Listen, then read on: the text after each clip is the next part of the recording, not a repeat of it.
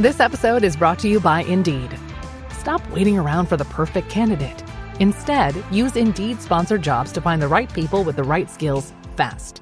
It's a simple way to make sure your listing is the first candidates see.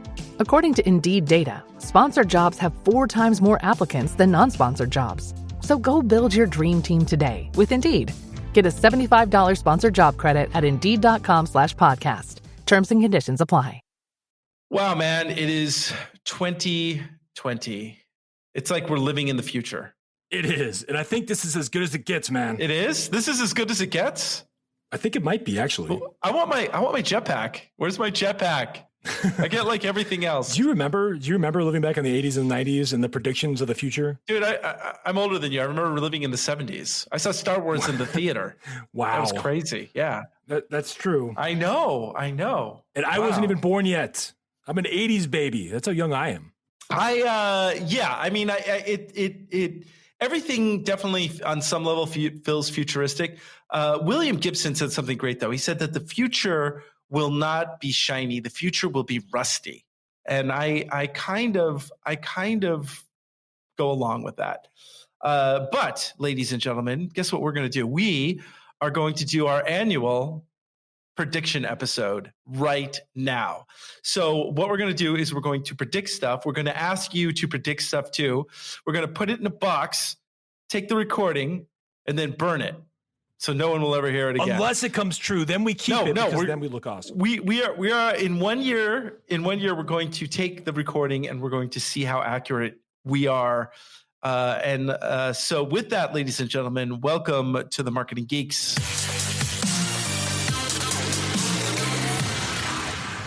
Marketing Geeks. K-pop Demon Hunters Haja Boys breakfast meal and Huntrix meal have just dropped at McDonald's. They're calling this a battle for the fans. What do you say to that, Rumi? It's not a battle. So glad the Saja Boys could take breakfast and give our meal the rest of the day. It is an honor to share. No, it's our honor. It is our larger honor. No, really. Stop. You can really feel the respect in this battle. Pick a meal to pick a side. Ba-da-ba-ba-ba. At participating McDonald's while supplies last. So, Justin, we are in 2020. We kind of did a prediction episode last year, but we didn't do an official prediction episode. So I think that this is a great time to kind of set the tradition. What say you? Yeah, I'm in. I mean, the only thing I could dig up from last year was that I did predict that the number 1 movie of the year was going to be Avengers Endgame, which nobody could have predicted. That was spot on, man. How did you do that? I don't know. I don't even know how I did it. I mean, just bow down and get excited, because if I can predict that crazy of an event, then who knows what else I can predict. So there's big things here. Dogs and cats living together. So, all right. So we're gonna do. How are we gonna do this? We should break it up into. There's 2 parts. There's like just general geek predictions, but then there's like marketing predictions. So I'm thinking topics maybe. Okay. So let's start with how about marketing, since we are the marketing geeks, and maybe some people don't want to hear just geek stuff. They want to hear like actual information. So, what would you tell your older self? What are you predicting right now? I think I've probably talked about this quite a bit this year and last year, but I do think that we're seriously moving into a personalization age of marketing that's going to be unlike what we've seen before, where now when you visit a website, your experience is going to be different than somebody else's experience. So, and this goes beyond just websites, but your emails will be different than someone else's emails. And this will be based on the way that your data is stored in the system via tags or CRM data, the niches that you're interested in. So we're moving away from the one-size-fits-all approach to what your experience is on a website or email. And I think that this is becoming a huge, huge pillar in 2020 and beyond. I agree. In fact, I'm going to take it one step further. I'm going to say that a successful marketer will be a person who will basically test market segments. We've talked a lot about this over the past year, and use the AI to kind of give them real-time feedback and then use the content creation that comes back from the AI to further how you market. So it's going to be a layered approach. I think that the most successful marketing is going to be layered, where you use AI to kind of help you guide what you're doing, but then you have to still come up with the creative modes of how you're going to operate. If you're still using, as you said, the one size fits all, I don't think anyone's going to be very successful with that. I also predict that doing marketing through Facebook is going to be a bit more passé. I think that people are going to put less money towards funding Facebook ad campaigns, and there's going to be a lot of dead space, though. People are going to be trying to figure out how to market, because you've got to be very segmented and you've got to really talk to an audience now. I think for Facebook, I see less small businesses getting involved in Facebook ads this year. And I think that enterprise level companies kind of take control of that environment. Mm-hmm. So I'm not sure there's going to be less spend overall, but I do think that small businesses are going to get basically kicked out because they're not going to be able to compete with the enterprise companies. Right. And with the level of spend, it's just going to keep getting more expensive. One of the things I read that was fascinating was there's a push right now to take the environment of a Facebook group and kind of move it over to your personal website. So like have a WordPress plugin that creates the environment of that Facebook group right there on your personal website or your business website. So that's kind of interesting, because I could see that becoming really big, or I could see it taking hold or not. But it's an interesting idea because it gives you control of the information flow. So if you bring the users away from Facebook and onto your site, you're the one controlling the data at that point, not Facebook. So depending on your company's privacy policies and depending on whether you sell data or not, you control that. So you could say that, hey, when you're in this community, your data is not going to be sold. So it creates that different kind of dichotomy. I think you're right. In fact, I've done some personal research for a couple of my clients, and I did some tests where we had on a contact us page, we had just a regular email form, and then we had a chatbot, right? The chatbot hands down gets more interaction. I think that we're moving into a time where people are more comfortable messaging somebody on say a WhatsApp or through instant messenger than they are sending emails to people. Yeah. So I would say that part of your marketing needs to integrate a chatbot of some sort, or a direct instant messaging that if somebody goes to it, they can actually talk to a real person, because email is becoming a bit more passé. In fact, I just looked over my email over the past month, and I literally had like 4 emails that were relevant to actual communication. Yeah, right. It's pretty bad, mine too. So it makes me think of something like Fiverr, because I am a Fiverr pro. I do sell email marketing packages and copywriting packages on Fiverr. And the environment there is structured in a way where all communication is done via chat.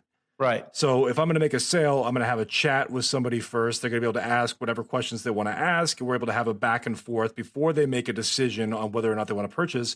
And I think moving forward in 2020, that a lot of websites are going to need to replicate that kind of engagement with the customer, where they're able to, again, engage and get their questions answered, gain a little bit of trust, and then make a decision based on the fact that they can truly trust you and move forward with confidence. So instead of email, the customers are able to reach me directly this way. And the kind of general rule of thumb, though, is that the first person to respond is going to be the one that gets a sale.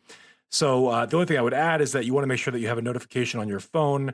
And a lot of these chatbots or these chat plugins for your website can be connected via things like Slack. So you could get a notification on your phone each time somebody messages you, and you're able to respond in a prompt, quick way, which is the way to get the most out of a plugin like this. Yeah, exactly.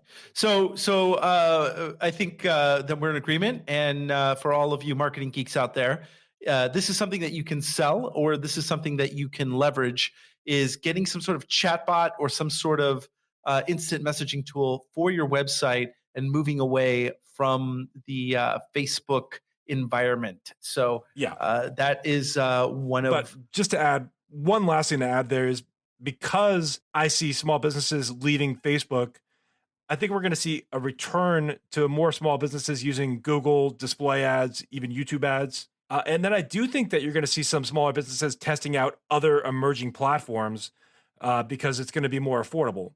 So e-commerce companies, though, will probably be diving deep on Amazon. I think we've started to see a shift towards Amazon ads. And I think that's going to continue to go that way, especially for the e-commerce. That might even move into other types of companies. But for now, just e-commerce. LinkedIn, I don't see catching on still because I think LinkedIn still is too expensive cost per click. I don't think it makes sense for a lot of the smaller businesses. And but the other companies, though, these emerging platforms, something like TikTok, something like Snapchat maybe could make a comeback. But I do think people are going to start spending some of their ad budget on some of these smaller companies to experiment with ones that are more affordable to get the most bang for their buck. Yeah, and that leads us to data privacy. So the next prediction I have is data privacy is really going to become a huge deal. Now, do you use an ad blocker or some sort of data like blocker? I don't use anything. What? I don't care if companies have my personal data. I know it's weird. Whatever. That's awesome. That's so awesome. I use several. I use one called Ghosterly, which I highly recommend. I also use one called Disconnect. These are all Chrome plugins. I also use one called Privacy Badger. And I also use an ad blocker. So I have plus I have a VPN if I'm really, wanting to get that extra level of security. So all that together, I try my very best. My phone, on the other hand, I keep it in my pocket. I have a ton of apps. My son downloads stuff all the time. I'm probably giving away more data on my phone than on my actual computer. But I do think that data privacy is going to become more of an issue for people. And so what does that mean? Well, it also means that if you're trying to get specific data from a user about their what they do online, that's going to be kind of a bit more of a challenge. So I see that the AI is going to become more essential to marketing. However, I also see it being harder to actually track information on your users and get the kind of data that you need to segment that out. Well, the big thing, January 1st, 2020, the CCPA, the California Consumer Privacy Act, went into force, but it's not enforceable till June 1st, 2020 is my understanding. So the big change with this is that if a customer or a consumer or a prospect comes to a company and makes a formal request to access their private data, the company is now complied or compelled by the law to turn that over to the person. So they have to turn over the person's private data by this new law. So that's the big change that's come into force here. But again, it's not enforceable as far as I know until June 1st, 2020. But that is now a legal statute. So I don't even know exactly what that looks like. I think a lot of this is going to come to light as 2020 moves forward. A lot of the softwares that you use aren't really prepared to turn over a traditional full private data file over to a customer. So I think that there's going to be a lot of catching up, and we have this kind of grace period between January 1 and June 1 to kind of figure it out. And who knows, whether California ends up going after small businesses, whether they go after big businesses, but we're going to find that out. If you go back and listen to our episode with Jody Daniels from September of 2019, we talked a lot about this. We were talking specifically about the California Consumer Privacy Act and the ramifications of it. She even offered to do a webinar with us, so we may have to follow up with her and take her up on that offer if it still stands. But there's a lot to kind of unpack here as we move forward because nobody quite understands exactly what the CCPA means for internet marketers at this point. That's my understanding anyway. Yeah, no, we got to get her back on the show because this is going to be an intense experience. And so what does that mean for you as a marketer? Well, number one, the way I always look at these things is it's a plus because if you can learn a skill that you can sell, you can make some money off of it. So as a marketer, if all of a sudden you need to comply with the new California privacy laws, which means that you have to implement new types of systems. This is good for you, right? It keeps your job, essentially. So my prediction also is that if you are not learning some of this stuff, like basically teaching yourself some new skills, you're going to find yourself a bit obsolete in the next year or two. In fact, what's really funny is I was working with one of my clients, and we were working with a very large, like a huge marketing web development company. And they did the first iteration of their campaign. And it was so amateur. I couldn't, yes, this would have been fine 5 years ago, but the way that they were going about it, no lead generation for getting people onto the website. They were just dumping people off to the first page. There was no variation, no A/B testing. And so I was stunned. And I think that I've seen this a lot, where there's a lot of people who are still relying on things that they did just 2 years ago. So if you are one of those people, you need to listen to the Marketing Geeks, because this year, we're going to be so cutting edge.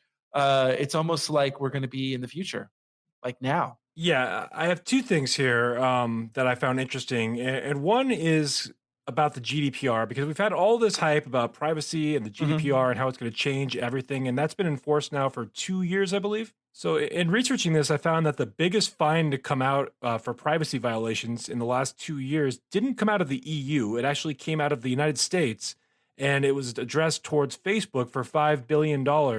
So despite all the hype around the GDPR and the privacy they're doing over there in the European Union, it turns out that the biggest fine that's happened in the last 2 years was the U.S. going after Facebook, $5 billion.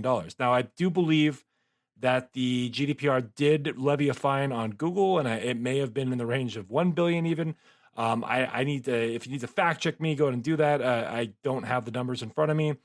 But again, I just found it interesting that after all that the U.S. actually levied the biggest fine on a company. I just found that kind of strange. So my other prediction is that we're going to see a flood of privacy experts, or so-called privacy experts, that come out of the woodworks, come out of nowhere, kind of just like we saw with cryptocurrency, where you blinked and then everybody was a cryptocurrency expert.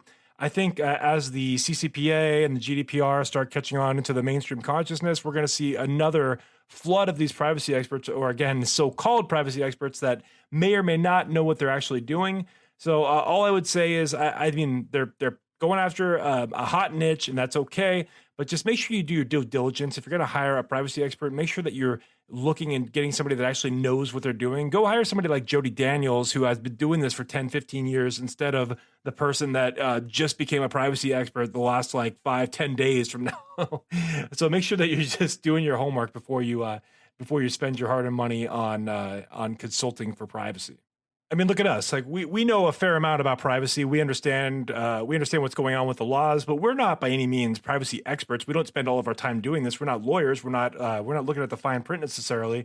So I just have a feeling that you're going to see online all these new CCPA experts. Yeah, absolutely. Because there's going to be a crunch. There's going to be a heavy need for this stuff. So educate yourself. Don't pretend to know something you don't, but just get the basics here, and we're going to be. But do your homework if you're going to hire someone, and make sure that they did their homework. That's all I ask. Yeah, and definitely learn what you can. Which leads me to the next thing, which is people generally, myself included, are starting to get concerned about not only privacy but what their experience is online, what happens with their data. I've been wanting to do like a DNA test for a little while, and that freaks me out, because it's like, there's no telling what will happen to my DNA if that company gets sold or whatever. So, and I saw the story last week that the U.S. military is now banning their active troops from taking DNA tests from companies like 23andMe. I saw that because of the risk that it puts out for privacy and that's data. crazy. That's crazy. I mean, nothing is worse than an enemy state to get all the data of your troops to know what condition they're in. That's because we all know, but that shows you that it's happening. It's a real issue. So yeah, totally. So what that means is that the customer journey is going to have to involve, first of all, you forget about desktop. Everything has to be mobile first. Everything has to be mobile first. Second of all, so I mean, like, check your website. If your website does not show up on a cell phone very well, you gotta get it redone. You have to. You're going to be a dinosaur very, very fast. Well, actually, you already are a dinosaur if your website's not mobile optimized in 2020. Absolutely. The other thing is, for a long time, when I was running Facebook ads for companies, we were going mobile first, and then when we were retargeting, we would often do desktop because a lot of people were making their purchases on desktop, but they were visiting websites on mobile. Well, even that's changed now. Yeah. Now people are trusting mobile for the first time and actually making purchases on mobile. So the entire landscape is shifting. So, like, everything is mobile now, in my opinion. People will still buy desktop if they're on a desktop, but the majority of traffic is going to be going mobile. Now, I'm not sure that voice tech buying is ever going to catch on. I mean, I'm uncomfortable with that technology to this day. Yeah. And I just I look at it like if I'm at a drive-through at like McDonald's and I feel like I'm going to get my order wrong. And I think that is probably a concern for a lot of people using it. That's me anyway. Well, I think that there's also a lot of concern going back to privacy. It's like, we've taken this a little too far. I don't want to get a Google hub in my house because I feel like my voice is going directly to people at Google who are like, listening into my conversation and realizing how boring I am. It almost certainly is. I mean, it may not be people directly listening to your conversations, but computers listening in and pulling out keywords from the conversations. That's almost, it's a virtual certainty. Yeah, exactly. And so I feel that the semantic search by voice is almost like 3D TV. It was like an interesting sort of toy, but once people really got their hands on it, I really don't want anyone in my vicinity to hear that I may be wanting to inquire about something I got on my balls. I want to I want to put that in a search engine in incognito mode privately. Yeah. Unless some company can come up with a way to prove to us that it's not actively listening to our conversations, that it's only obeying our verbal commands. Because it's kind of weird. And when you read these stories about how like police are subpoenaing Alexa files so that they can hear the conversations that were had, it's a weird time. Yeah, so what that means is that the customer journey from here has to really be, number one, personalized. You have to personalize it. You have to create trust. You have to, which means that, and this is one of the things that I find super annoying about websites nowadays, is that when you go to a website, it's like, hey, before you go in, it's like, do you agree to this? Okay, perfect. Hey, can you shut off your ad blocker? Hey, can you I got to click 20 things before I can go to. Yeah, and a lot of that is GDPR. I mean, the whole cookies thing at the bottom of the website, that's all GDPR. Yeah. Right, which also leads me to, the death of cookies. Cookies are probably going to die this year. If not, they're very surely. Yeah, I think that's too short of a timetable, but I think you're right on the trajectory of what's happening with cookies. But again, too short of a timetable. Yeah. I would say 2 more years, but I would say that the beginning of the end is happening. But you have to now pay attention to the customer journey of how people are going to find you, what they see when they get there, and whether or not it's going to be a personalized experience. And so ultimately, what I see happening is people making a transition to basically having to make the same website maybe 3 or 4 times to make that personal experience happen.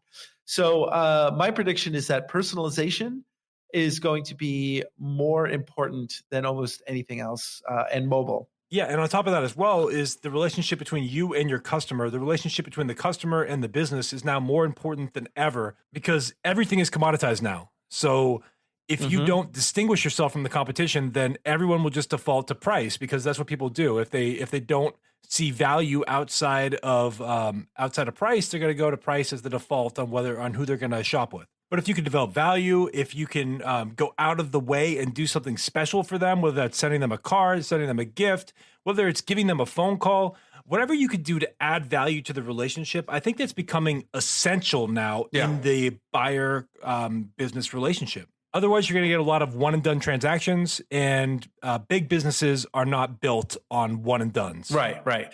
So basically, 2020 and moving forward into the next decade is definitely going to be about personalizing, finding those tribes, niche marketing, but also getting the data to find those niches is going to be a little bit more challenging.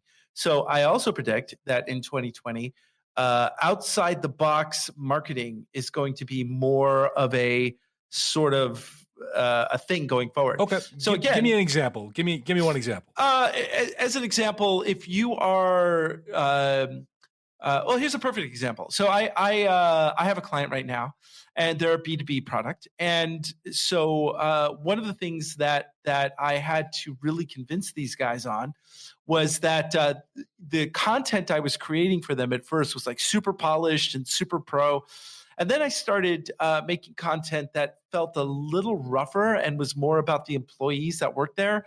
It was shot, and if I had told myself like 5 years ago that I would be doing this, I would have stuck a fork in my eye.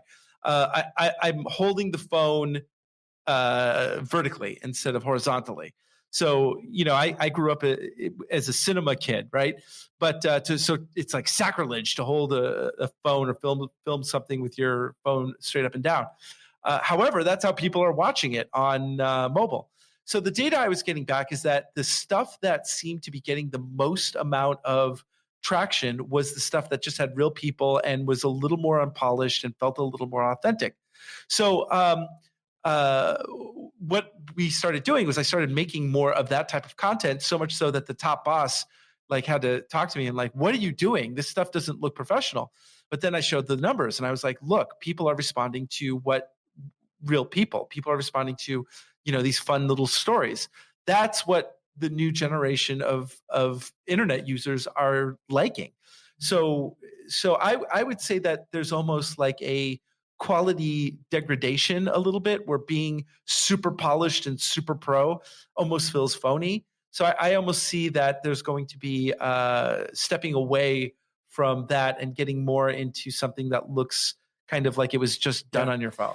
I agree with you. I mean, people like authentic and they like behind the scenes, and they like it to be, they like raw. They like to see what's actually going on.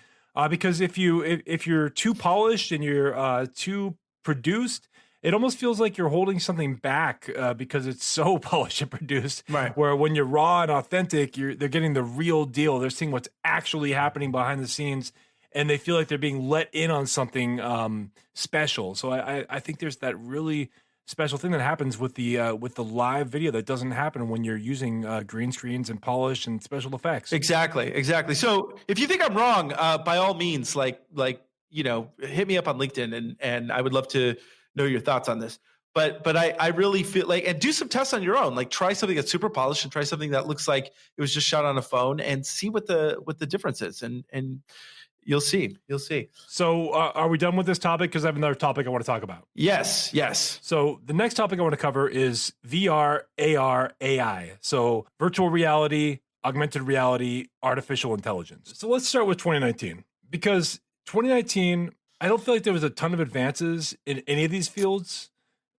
AI is slowly but surely chugging along, and we're reading about some pretty crazy things happening behind the doors of major companies like Google, but we're not seeing a lot of progression in the main industry, main field. And I think most of these startup companies that are coming along advertising AI in the realm of marketing and other endeavors are mostly full of shit. Yeah. So basically they're exploiting the name. So what do you see with that, Andros? And also with augmented reality and virtual reality, I'm not seeing a lot of massive advancements, especially in VR, because I still think VR is at least 10 years away if it's ever going to become a mainstream thing. I don't like the graphics. I don't like the experience from what I've seen of it out of VR. But what's your take on all that? And then augmented reality, of course, we've seen some advancements, like you could put your furniture in IKEA in your home. I like that, but it's still, again, I'm not seeing anything profound out of any of these mediums. Yeah, I mean, at this point, I feel it's still a gimmick, I used an AI app just the other day, actually, to paint my room, where I got imagine the color in this room. It worked okay, but it did give me a pretty good idea of what it would look like. But I'm not I don't know anybody who's even using like the facial changing things on Snapchat to give themselves kitty ears. I mean, one of the things that I think TikTok has really taken off, and the reason why it's so good is because it doesn't rely on those types of gimmicks. What it is you have basically 30 seconds to impress somebody and do something interesting, right? And so people are doing interesting dances, or they're doing interesting stunts, or they're making interesting short films. And we've seen it all now at this point. We've seen we've gone to the movies, we've seen the world blow up, we've seen giant dinosaurs. We've seen everything there is to see. It's hard for us to be amazed.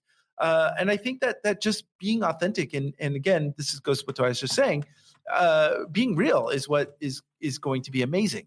So, and because we're on the degradation theme here, Andros, I just want to say my personal preference these days is for lower budget movies because, like you said, I've seen it all. I've seen all the bang bang Michael Bay movies, and I'm not really into that anymore. I like the character driven movies. I don't care about the special effects. I want the movies to be good. Yeah. If the special effects complement the story, that's great. But more often than not, they don't. So exactly. And so I think that until and I don't see VR really becoming a thing. I really don't. Again, this is like 3D TV.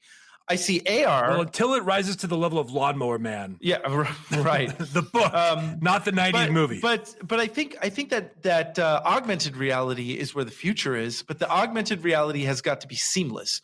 It's got to be like a pair of glasses where the graphics are so good they blend seamlessly into my world. That's probably not going to happen this decade. Yeah, so it's going to be some kind of wearable tech that finally catches on that is somewhat fashionable or invisible for that matter. But ultimately, I don't really see any major advances in any of these three areas in the short term in 2020. And however, I do see major advances by the end of the decade. Yeah, absolutely. So as far as like marketing towards VR, AR, and semantic search where you're speaking your query, I don't think you need to put any effort into that. That's my prediction for 2020. However, I do think with AI that AI is a good tool for you, where again you can get some feedback, and then you can then use that feedback to shape how you're going to do your campaign. I forget our guest that we had on a few months ago where they said, spend a little tiny bit of money on your campaign and then see the results and then spend more money based on that. I think that AI is a tool, but one of my predictions is that we are going to put too much trust into AI. And when we put too much trust into AI, we're expecting it to work miracles, but it's kind of like expecting a text-to-speech thing algorithm to read back to me something that sounds like a human. So I think that we're putting too much trust into AI, expecting it to do the right thing for us, and I don't think it's quite there yet. Mm-hmm. So I think that as far as marketing goes, don't rely on what you did 2 years ago. Try new things, come up with some crazy idea and just try it. And you never know. So I just wanted to give a shout out to our backlog. If you wanted to check out some of these topics, you could go back and check out Kathy Hackle, who is the expert in virtual reality, augmented reality.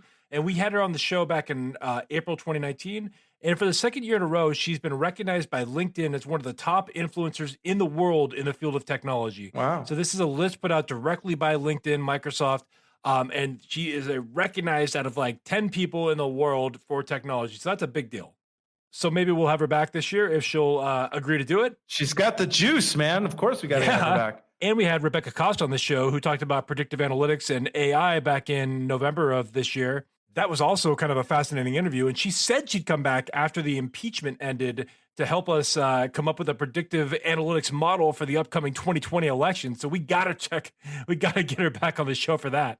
As well as Chase Hughes, the body language expert, who also said that he would come on to discuss the election in 2020. So we need to have Kathy Hackle, Rebecca Costa, and Chase Hughes back on the show, all to discuss what's coming up here in 2020. These were all great shows, folks. And if you haven't heard them, like honestly, this was a stellar year for Marketing Geeks. And we had some of the absolute most killer guests What's funny also is that if you go back to 2018 and you listen to the Marketing Geeks podcast, we maybe had like 1 or 2 guests total for the entire year. Yeah. And now in 2019, we were almost exclusively in the expert guest format. And what's awesome is we're attracting bigger and bigger names. We're bringing on people that have prestige and are well known in the industry, especially in the marketing and business industry. And it's an exciting time to be a Marketing Geeks listener because we're attracting these like celebrity-esque guests on the show. Yeah, exactly. So I've got some other predictions with just tech predictions. Any other marketing predictions that you have there? This is somewhat marketing. The iPhone 12, which will be released in September 2020, almost certainly. Here's my prediction for you. You ready for it? Yeah. It is going to be a letdown. Yeah, that's it. It's a letdown. Well, Apple has basically become a phone company. They're not really they announced they're coming out with a gaming computer, like a $5,000 gaming computer, which is kind of ridiculous. They do still have a following though. I mean, I still have clients that exclusively use Mac and whatnot. Oh yeah. But it does feel like it's mostly a phone company now. Yeah, absolutely. Well, that's where they make most of their money. So I don't think Apple TV is going to go anywhere. But I also want to say that ever since Steve Jobs died, the level of creativity and ingenuity has just not been there. Yeah. So now you're seeing these incremental, tiny upgrades, but there's nothing like exciting or shocking, or there's none of these like big product announcements like when Steve Jobs did a product announcement versus what you're seeing now with Tim Cook. Yeah. Well, the thing with Steve Jobs is that he would create something and you didn't realize you needed it until you held it in your hand and used it. And he can actually pull that off, and not many people can pull that off. Yeah. When the iPad came out, a lot of people were joking about the name, and they're like, "Oh, it's a giant iPhone. Why do I need a giant iPhone?" And it revolutionized computing. So I see that being a big letdown. And in fact, I think that Apple, especially because they're capitulating to a lot of governmental entities that are not concerned about human rights, I think that they're actually going to lose market standing. We'll see. So a couple of other quick little predictions I have. Deepfakes. I think deepfakes are going to influence the U.S. election tremendously. So I predict 2 things. I predict that there will be moves from celebrities to somehow patent their face and their likeness. Because at this point, Scarlett Johansson could make money off of her likeness. And if somebody is deepfaking her in, say, a video of sorts, then that could hurt her brand. So I think that there will be a move to kind of figure out how to deal with deepfakes. But will there be an insurance market for this where I can get insured against a deepfake? I think that what will happen is there'll be a technology that will basically be able to identify deepfakes and how they've been edited. But I do think that there's going to be some very wild deepfake stuff that's going to come out before the election. The potential is there. I mean, can't argue the potential for that is there. Which is going to be strange because how do we know what's real anymore, right? I mean, it's a lot of people are live in this certainty bubble, and they're so certain about their beliefs that if you give them information that contradicts their own beliefs, they'll double down on that belief system, even if they're shown information that proves them wrong. And there are people who believe basically anything, like Elvis is still alive, or other things that I don't want to get in trouble for. But the moon landing, the Earth is flat. That Facebook is a good company. The Earth is flat. Come on. So vaccines, the whole bit. Facebook, speaking of Facebook, I believe that Libra, their cryptocurrency, will be silently killed off. There's a lot of evidence for that. I mean, it's already taken a huge step back. I predict that cybersecurity will be a huge industry, as we talked about. But if you want to guarantee yourself work moving forward, become a cybersecurity knowledgeable person. I think that there's going to be a talent crunch. So people will need to find cybersecurity experts, and they're going to be very expensive because there's not a lot of people getting into that. Yeah. What's your take on Bitcoin, regular cryptocurrency beyond Libra going into 2020? What's your take on all that? Where's that market going? Do you see that making a comeback? Do you see that dying off? I mean, what's your prediction here for this year and even for the decade with cryptocurrency? Yeah. I think that right now it's going to be steady, but I have a prediction that's kind of out there. But I predict that sometime within, maybe not this decade, but possibly, there'll be a moment when there'll be a revolt between people who realize that billionaires and banks are not looking out for the best interests of people. And if there was some sort of viral campaign where stores and businesses and communities all switched to crypto like instantly, then the banks would collapse overnight. And we need free internet for that to happen. So if somehow there was a way that we can have some sort of free internet, we wouldn't have to pay our phone bills, we wouldn't have to pay for data usage, and cryptocurrency could become a thing. I also think that there's going to be new brands of criminals, though, that will capitalize on that. So I think that it's interesting to know about cybersecurity, but the banks have been really getting behind getting their own technology going. And Russia has been, and China have been huge into getting cryptocurrency. So at some point, I see the United States dollar taking a dive, like a huge dive. Not this year, but soon. Yeah. Well, I do see a lot of big banks taking large positions in cryptocurrency now. So they are basically leveraging themselves if something does happen. So they're taking it seriously now. I mean, they really are. They're taking it seriously. Personally, I think crypto is a total crapshoot. I don't have any kind of inclination on where the market's going. It's so volatile. It's so like out there. However, I'm bullish on the technology behind cryptocurrency, which is called blockchain, because I could see so many different applications on how blockchain could benefit society at large, including in the medical field and tons of different fields. But I really have no idea where the cryptocurrency market's going in 2020 or for the decade, for that matter. Yeah, I don't either. I mean, it's anyone's guess. I heard this interesting interview with William Gibson, who I mentioned earlier in the show, and he was a futurist. You know, he came up with the whole concept of cyberpunk and cyber hacking, and that was, he could see the future. And now he's even like, I don't even, like, all my books take place in the present day because I have no idea, right? It's almost impossible to know what will happen. However, I do think that there will be a global economic slowdown. I think that the U.S. economy will still stay pretty solid, but I think that that things are going to move more towards automation. So we're going to see more stores without people, and the job market is going to be a little tougher. And then when it comes to the election, which is the big elephant in the room, right? I do believe that no matter what happens, Donald Trump will refuse to step down. He will not leave the post. And even if it's clear that he didn't win, even if he gets impeached, I do not see him leaving peacefully unless his nail marks are in the desk of the Oval Office. Yeah. Well, I'll leave that one alone. But I mean, yeah, I'm not sure. I'm not sure. I don't know either. But I will tell you this, and this is the God's honest truth.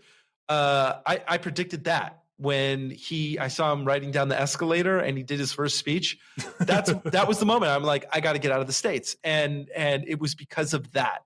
So I hope I'm so wrong on that. I really do. I pray that I'm wrong. But if not, then you know what? Come to the Netherlands, brother.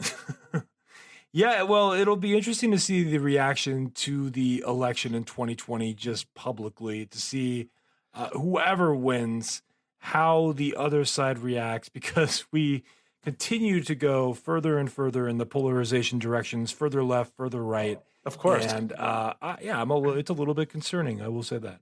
Yeah, and I'm hoping that there's a way that we can come together. But there may be a moment. I mean, one thing I love about America is that there's been these turning points, these pivotal moments when we collectively have gone, oh, we've gone too far, like civil rights, like women's suffrage. There has been, I mean, there's a long way to go, but there's been moments when people have just like said enough is enough, and everything just changes like quickly. So I'm hoping that happens, that people have just had enough of it, and there's like one common thread that we can all get behind. And who knows? Maybe I'll come back to the country. But, so, on a lighter note, yeah, what's your prediction for the box office in 2020? Because we talked about it last week, but we spent like way too much time talking about movies last time. Yeah. At least this time we're talking about business the majority of the time. But what's your prediction here? Because we've seen how bad the movies look in 2020. So it's going to be kind of a difficult one to pick. But what's going to be the top earner in the box office? Is it going to be that big of a top earner? The top earner is probably going to be The Eternals, which will come out at the end of the year. It's the new Marvel movie, the beginning of Phase 4. So I predict that The Eternals is going to crush it. I don't think Black Widow is going to do extremely well, but it's going to do well. I mean, for a movie, but I think it's going to do like Captain Marvel numbers. But I looked over all the movies that were coming out for 2020, like the big tentpole films, and I have to tell you, I am not excited. I predict that this year will be the year that will that people will look back on as like that was near the beginning of the end for the cinema experience. I think it's going to go more towards streaming at this point. Now, I hate these movies, but I think the top earner of 2020 is going to be the Fast and the Furious 9. Oh, absolutely. But the dark horse that I'd like to see become the number one earner in 2020 would be the movie Tenet, which is Christopher Nolan's movie, which I don't really even know what that's about. So I think if the reviews come in positive and everybody rallies behind it, it's got a chance. Yeah. But that's the dark horse. So I'd like to see an actual good movie do well in 2020 and be the top and the earner in the box office. Yeah. And then James Bond will do really well. Birds of Prey will do really well. I think Mulan will probably do well in China, but not so well in the US. And that's about it. I think Sonic is going to be a bomb. Of course. Okay, but here's the big one. Are you ready? Yeah. At the very end of the year, I think James Cameron is going to re-release Avatar to get back his standing as the number one movie of all time box office, as long as Disney lets him. Oh, man. It'll actually be really easy for him to get that. I mean, he actually just did an interview recently where he said it's a virtual certainty that Avatar will regain status as the number one movie of all time if it gets granted a re-release, which is likely, considering that Avatar 1 didn't come out, it came out in 2009, and the sequel doesn't come out until 2021. But the other part of this is that I think that James Cameron is going to attach the Avatar 2 trailer to the re-release exclusively, and that's unfortunately the most exciting event of 2020 in the world of cinema. Yeah, but I think that people are a little jaded over the movie experience, and I blame Star Wars, actually. So I don't. And have you seen it yet? No, man, it's like a mercy killing for me to go. Like, yeah, I'll go see it. I will, but I'm not going to feel good about it. It's kind of like the way that girls used to have sex with me when I was younger. Like, okay, I don't feel good about that, but I'll do it. I'll do it, but I'm going to feel really bad. Yeah, I'm taking pity on you. Exactly. That's exactly right. But I want to spend like the last couple minutes here reflecting back on 2019 Marketing Geeks podcast. What were your memorable interviews? What were your memorable experiences? Like, what really stood out for you in this last year as a podcast host? Well, I look, the whole experience has been great. Finding out that people listen to the show is amazing to me. I mean, it's just amazing that people listen to the show and they like the show. That to me, like the audience who loves it. And we've been working behind the scenes to try and get more of an audience participation sort of thing going, so we can actually be like form more of a community around the Marketing Geeks out there. So that's been absolutely great. Some of the interviews that we've had, I mean, I've just learned so much from our guests, and some of the ones that you mentioned earlier. But I can't. I mean, I honestly can't put any one thing on it because the guests have been so great. Dan Locke. We did some of the interviews. In fact, I think it was at the beginning of the year with Josh Dekel, who movie filmmaker, and just some of the things that I picked up. But we're at some point we're going to compile this into some form of book and have that available of the best marketing advice out there. But man, it's been a great year. It's been. What about you? What's been the things that you've really the people that you've listened to that you've really enjoyed? Well, I agree with you. I mean, every time we have a guest on that's an expert in a specific topic, specific area, it's a learning experience for us. Hopefully, along with the listeners that get to enjoy the interviews. I mean, I've learned a ton. I really enjoyed having the cold email marketing guy, Alex Berman, on the show. I learned a ton from him. He really had some interesting takes on how to approach cold email marketing, especially to enterprise level companies, which I found very, very fascinating. I mentioned several interviews earlier as well, just like having like Kathy Hackle on to talk about virtual reality, augmented reality. And even all the celebrity level guests we've had, like Pat Flynn, Ryan Levesque, Dan Locke, Oren Klaff. I mean, we had a lot of great people on the show. Matt Giovannisci was great. He had a... Yes, he was hilarious. I really enjoyed having Matt on the show. Yeah, that was really good. And then like Zachary Babcock, who was 5 years in prison and came out and is building his own podcast empire. And so many cool people on the show. And again, we have like Christopher Lockett coming up in a couple weeks here that we'll be releasing as a new episode on the podcast. And it's been so awesome. We have interviews booked into mid 2020 right now. It's just incredible the traction that the show has taken on. Ryan Levesque was great with the Ask method. Yeah, that's right. We also had Angie Gensler, who she blew my mind with her information about Instagram. That was her story was crazy because she left like this like secure job on Wall Street, and I remember she had to cut like everything, and she had to cut Amazon Prime. I mean, like who cuts Amazon Prime? I know you can't do that. It's like cutting food. But then she built a multi-million-dollar business selling low-ticket items. So, like, I think the biggest ticket item that she sold was like a couple $100s. It's insane. And she did the whole thing on the backbone of Pinterest. So that's a really, really great interview. If you haven't heard that interview, I highly suggest you listen back to the one with Angie Gensler. Amazing. Yeah. So anyway, I would just recommend going back and listening to the show because I would say that almost every single guest was just tremendous and I had a good time and I love doing this show. I love it when people reach out to us, tell us that they listen, and thank you. So I the biggest gift I have honestly is our listeners, our 7 listeners. So thank you guys for listening. And again, there's more big things to come. It's going to be exciting 2020. And our goal right now is to get the listeners, more involved in the show this year. And if you're listening this far and you're one of our key 7 listeners. And by all means, give us feedback. If there's something you don't like about the show, let us know. If there's something you love about the show, let us know. You can contact us directly at info@marketinggeekspodcast.com. And shoot us an email and let us know that you listened to this episode, and we will respond. That's right. Or reach out to Iris Sturgeon on LinkedIn. She would love to hear from you. She's our fabulous producer who keeps us in check.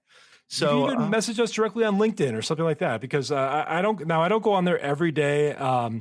And I do get flooded with a lot of messages, so I might be. You might take me a couple days to respond, but I will respond if you message me on LinkedIn. So look me up on LinkedIn. That's right. And Iris is the most responsible out of the 3 of us. So most responsible and responsive. That's right.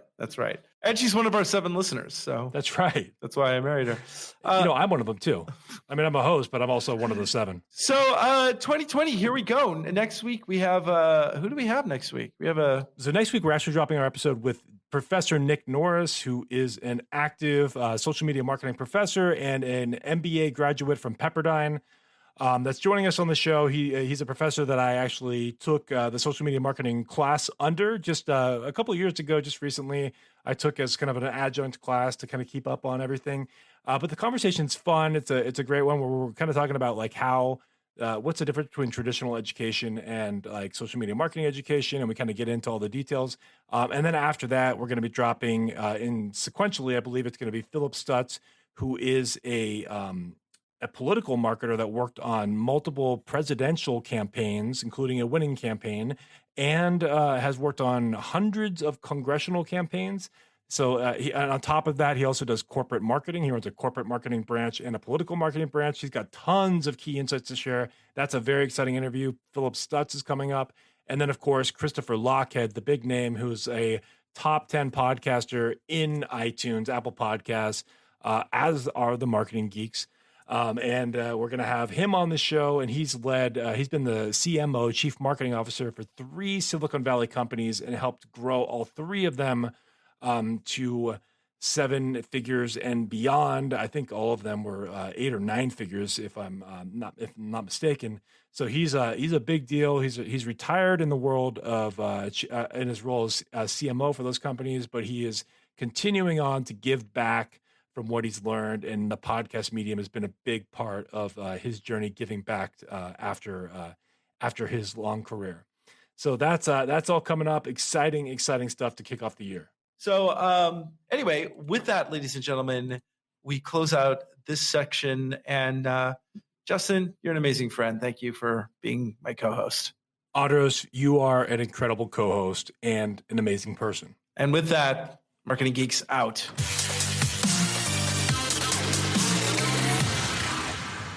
Stay classy.